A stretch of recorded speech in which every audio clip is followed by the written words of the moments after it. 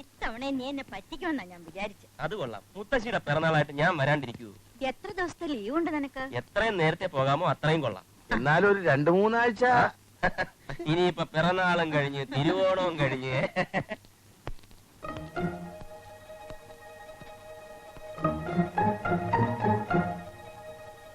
കയറി വാ.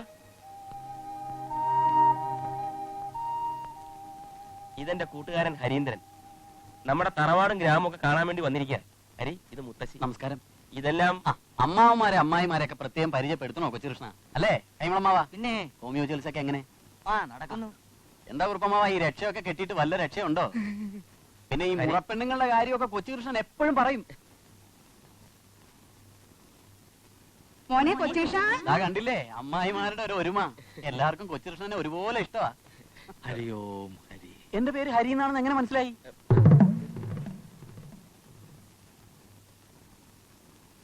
യാത്രയൊക്കെ സുഖമായിരുന്നു കുഞ്ഞേ? സുഖമായിരുന്നു. ഈ സ്വാമി വേഷം കെട്ടി നടക്കുന്നവരെല്ലാം കള്ളന്മാരാ. അവരൊറ്റ എണ്ണത്തിനെ വിശ്വസിക്കാൻ കൊള്ളൂല. പക്ഷേ അമ്പോറ്റി സ്വാമി അങ്ങനെയൊന്നുമല്ല, ശരിയായ സ്വാമിയാണെന്നാണ് കൊച്ചുകൃഷ്ണൻ പറയുന്നത്. കൊച്ചുഷ, അകത്തേക്ക് വന്നോളൂ. വരുന്നേ. നീ മാത്രം വാ. അമ്മ പോയി.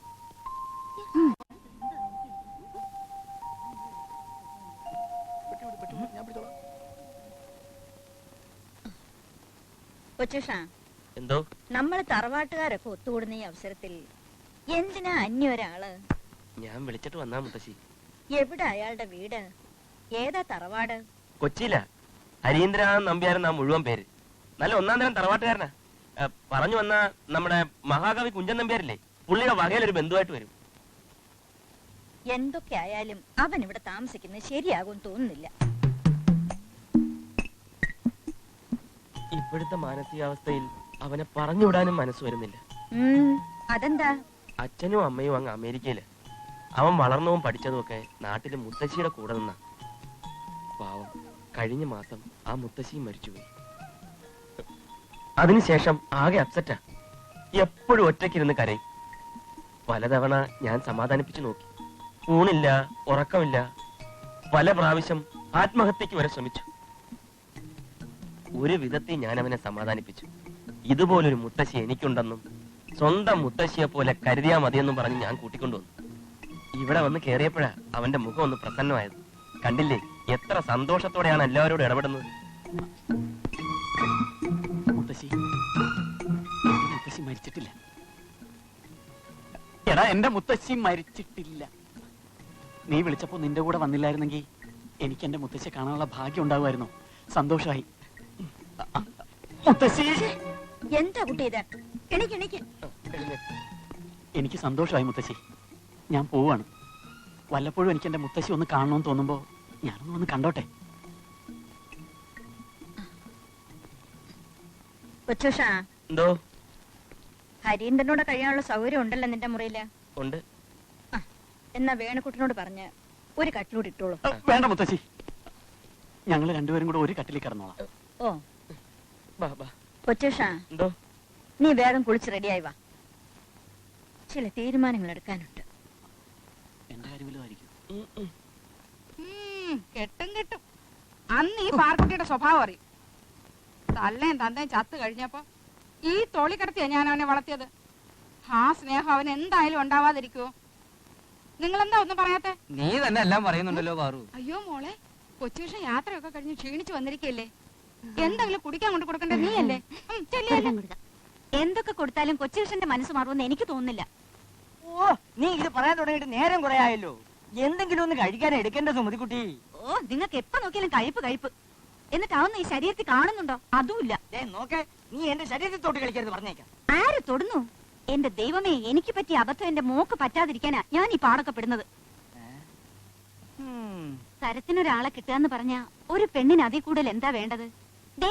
ഒരു കാര്യം ഞാൻ പറഞ്ഞേക്കാം. ആരെ കെട്ടണമെന്ന് തീരുമാനിക്കുന്നത് ഞാനാ, അമ്മയല്ല. കൊച്ചുകൃഷ്ണനെ കെട്ടാൻ എനിക്ക് ഇഷ്ടമില്ലെങ്കിലോ അന്ന് ഞാൻ കൊല്ലും. കേട്ടല്ലോ മുത്തശ്ശിയുടെ ക്രോസ് വിസ്താരം.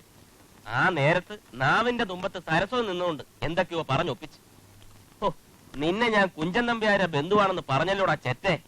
അതിനിടയിൽ അവന്റെ ഒരു സെന്റിമെന്റ്സ് കൊളമാക്കിയനെ. കൊളവാക്കും. എന്നാലും നിന്റെ അത്ര ചളവാക്കൂല. അതെ, ഈ അലവലാതി കൂട്ടങ്ങളുടെ ഇടയിൽ കഴിയാൻ എന്നെ കൊണ്ട് വയ്യ. ഞാൻ അങ്ങ് പോവാ. എന്താ ഇത്? പോകാൻ വേണ്ടിയാണോ പറഞ്ഞത്? മുത്തശ്ശിയുടെ തീരുമാനങ്ങൾ എടുക്കാനുണ്ടെന്ന് പറഞ്ഞ എന്താണെന്ന് മനസ്സിലായോ? എന്താ? കല്യാണം. പിന്നെ അല്ലാണ്ടെന്താ? ഓഹോ, വന്ന് കേറുന്നതിന് മുമ്പേ തുടങ്ങിയോ? ഏതായാലും ഞാൻ പ്രതീക്ഷിച്ചതിനേക്കാളും ഭീകരമാണ് ഇവിടുത്തെ അന്തരീക്ഷം. നിന്റെ അമ്മായിമാര് 3 പേരും കൂടെ നിന്നെ വെട്ടി നുറുക്കി ഫ്രൈ ആക്കി അവരുടെ മക്കൾക്ക് ഇട്ട് കൊടുക്കും. ഒന്നാലോചിച്ചാൽ നമ്മളെക്കാളും ടെൻഷൻ നിന്റെ അമ്മായിമാർക്കാ. ഉടനെ കല്യാണം കഴിക്കണമെന്ന് പറഞ്ഞ എന്റെ ഒരു സ്ഥിതി ഒന്ന് ആലോചിച്ച് നോക്കടാ. 1 അല്ല 3 എണ്ണം. കണ്ടില്ലേ എല്ലാത്തിനും? ഒരേ സമയം 3 ഭാര്യമാരല്ലേ കൈ വരാൻ പോകുന്നത്. നീ ആര്? ദശരഥ മഹാരാജാവ്. ഊതല്ലേ ഊതല്ലേ. എടാ, സാവധാനം നീന്തിയ അക്കരെത്താം.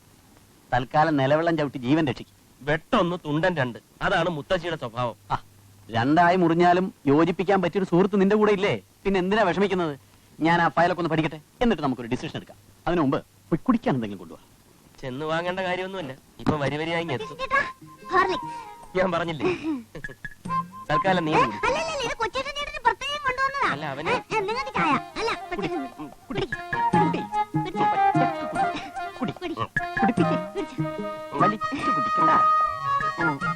അത് എന്തൊക്കെ ആയാലും എല്ലാവരെയും ഒന്നിച്ച് കാണാൻ കഴിഞ്ഞല്ലോ. സന്തോഷമായി. അതെങ്ങനെ എല്ലാവരും ആവുന്നേ? ഒരാളിന്റെ കുറവില്ലേ എപ്പോഴും? അല്ല ശങ്കരൻകുട്ടി, കൈമളെ, ആ പേര് തറവാട്ടി പറയാൻ പാടില്ല. ഏതായാലും അവൻ കെട്ടിയ 2 കുട്ടികളുമായി. ഇനിയെങ്കിലും ഈ വാശി കളഞ്ഞൂടെ അമ്മായി? ഇല്ല, കണ്ണേറ്റിങ്കര തറവാട്ടിന്റെ പടി കറഞ്ഞ് സമ്മതിക്കത്തില്ല. എന്താ, എല്ലാവർക്കും ഇവിടെ വന്ന് മതിയായും തോന്നുന്നുണ്ടോ? അന്ന് അവൻ ഈ പടി ഇറങ്ങി പോകുമ്പോ എന്നെ ഓർത്തോ? അവന്റെ അച്ഛനെ ഓർത്തോ? ആ വേദന എനിക്ക് നഷ്ടപ്പെട്ടത് എന്റെ ഭർത്താവാണ്.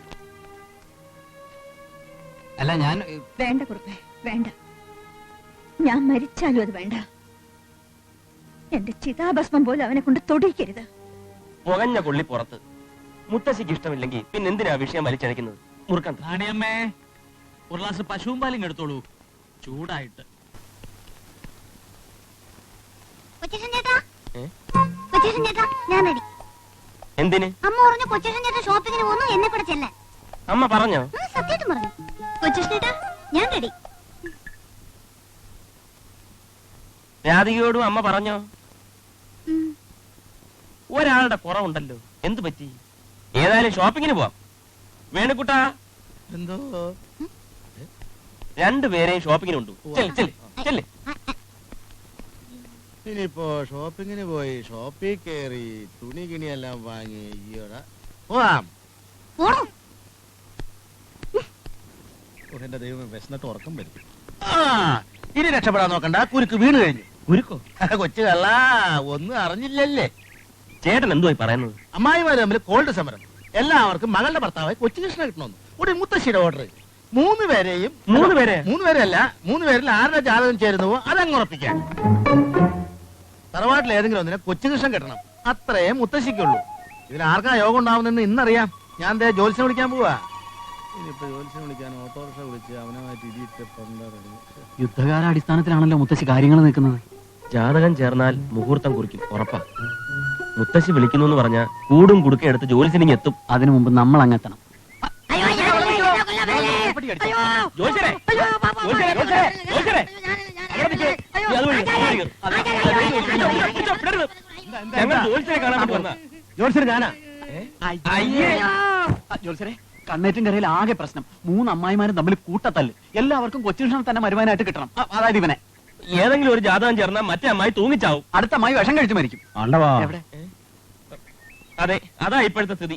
അതുകൊണ്ട് ജോലിസൻ അവിടെ വന്ന് ജാതകം നോക്കുമ്പോ 3 ചേരില്ല എന്ന് പറയണം. കള്ളം പറയാനോ? അയ്യോ, കള്ളം പറയണ്ട, സത്യം പറയാതിരുന്നാ മതി. ജോലിസേരി ഞങ്ങളെ രക്ഷിക്കണം. ആ. അതിനെന്താന്ന് വെച്ചാ ഞങ്ങള് നീ അതങ്ങോട്ട് കൊടുക്ക്. പരസ്യമായിട്ട് കൊടുത്താ വാങ്ങുമോ? ഒരു പ്രാവശ്യം ട്രൈ ചെയ്ത് നോക്കാം. വാങ്ങും. വിവാഹം നടക്കരുത്, അത്രയല്ലേ ഉള്ളൂ. ഇലയ്ക്കും മുള്ളിനും കേടില്ലാതെ ഞാൻ ഈ കാര്യം കൈകാര്യം ചെയ്തോളാം. അത് മതി. അത് മതി. ശരി, പോട്ടെ. ജോലിസേരി ചതിക്കൂ.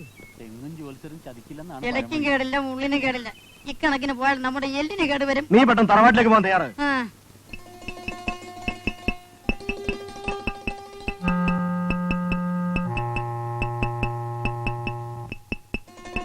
അങ്ങനെ കാശും വാങ്ങേണ്ട കള്ളം പറയാൻ പോവാണെന്ന് അവരെങ്ങാനും പറഞ്ഞാലോ? ഒരു വഴിക്ക് ഇറങ്ങുമ്പോ കരിനാക്കെടുത്തൊന്നും പറയാതാ. ജോത്സരെ, എത്ര നാളായി കണ്ടിട്ടായോ? ആളങ്ങ് ഉടഞ്ഞു പോയല്ലോ. അയ്യോ രണ്ടുപേരും പറഞ്ഞു പോയല്ലോ. എന്തെങ്കിലും അസുഖം ഉണ്ടെങ്കിൽ എന്നോട് പറഞ്ഞാൽ പോരായിരുന്നു, ഞാനൊരു രക്ഷ എഴുതി തന്നേനെ. അതിന് എനിക്കൊരു അസുഖമല്ല കുറുപ്പ് സാറേ. എന്നാ എനിക്കൊരു അസുഖമായിട്ടാണ് ഞാൻ വന്നിരിക്കുന്നത്. ഇവിടെ ഇരി. ജോത്സ്യനെ ആദ്യമായി ആ തറവാട്ടി കൊണ്ടുവന്ന് കയറ്റിയത് ഈ കുറിപ്പാണ്. അത് ഞാൻ മറച്ചു കുറുപ്പ് സാറേ. ആ നന്ദി എന്നോട് ഒന്ന് അറിയാവുന്നതുകൊണ്ടാണ് ഓടിപ്പടിച്ച് ഇങ്ങോട്ട് വന്നത്. എന്നെ ഒന്ന് സഹായിക്കണം. മാറണം. എന്റെ മകളുടെ ജാതകം ജോത്സ്യരല്ലേ എഴുതിയത്. ആ ജാതകം കൊച്ചുകൃഷ്ണന് നന്നായി ചേരുമെന്ന് പറയണം. ജ്യോതിഷത്തിലും മാന്ത്രികത്തിലും ഇത്രയും വിശ്വാസമുള്ള സാറ് തന്നെ ഇങ്ങനെ പറഞ്ഞാലോ? ദോഷമില്ലാത്ത ചില കള്ളങ്ങളൊക്കെ പറയാമെന്ന് ആദ്യ ഗുരു പറഞ്ഞിട്ടില്ലേ ജോത്സ്യരെ? ഇതങ്ങോട്ട് പിടിക്കും. ഈ വിവാഹം നടന്നില്ലെങ്കിൽ പാറുകുട്ടി വല്ല അഭിയോഗം കാണിക്കും ജോത്സ്യരെ. ഈ വിവാഹം നടക്കണം, അത്രല്ലേ വേണ്ടു. ഇലയ്ക്കും മുള്ളിനും കേടില്ലാത്ത വിധം ഞാനിത് കൈകാര്യം ചെയ്തോളാം. അത് മതി, അത് മതി.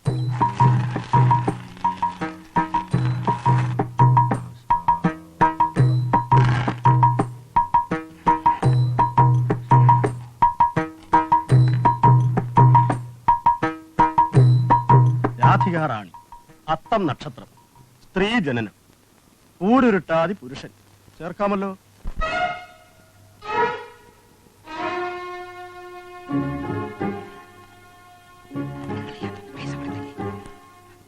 കാർത്തികാദേവി തിരുവാതിര, ഊരുരുട്ടാതി പുരുഷൻ. ഒരുത്തങ്ങൾ സമാസമം, നിശ്ചയമായും ചേർക്കാം.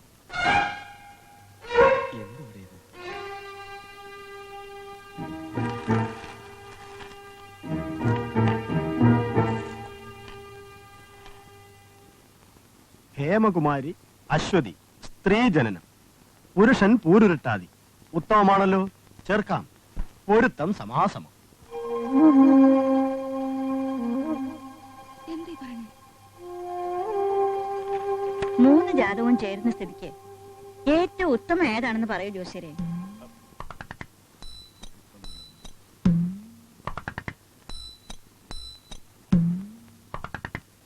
ഏതാ ഏറ്റവും ഉത്തമെന്ന് പറയാനാവില്ല. എന്നാലും ഏതെങ്കിലും ഒരു ചെറിയ വ്യത്യാസം കാണൂലേ? കാണുന്നില്ല. തറവാടിന്റെ പുണ്യം കൊണ്ടാവും 3 ഒരുപോലെ ചേരുന്നു. കുടുംബത്തിന്റെ ഐക്യം അത് സൂചിപ്പിക്കുന്നത്. ആ കേട്ടോളൂ, 3 ജാതകവും ഇങ്ങനെയുള്ള സ്ഥിതിക്ക് എന്താ വേണ്ടതെന്ന് നിങ്ങൾ 3 കൂട്ടരും കൂടെ ഒരു തീരുമാനത്തിലെത്തുക. ശ്രീകൃഷ്ണന് 16,008 കൊച്ചുകൃഷ്ണന് 3 ആവാം. അമ്പോറ്റി അല്ല, പറഞ്ഞേ ഉള്ളൂ. ഉം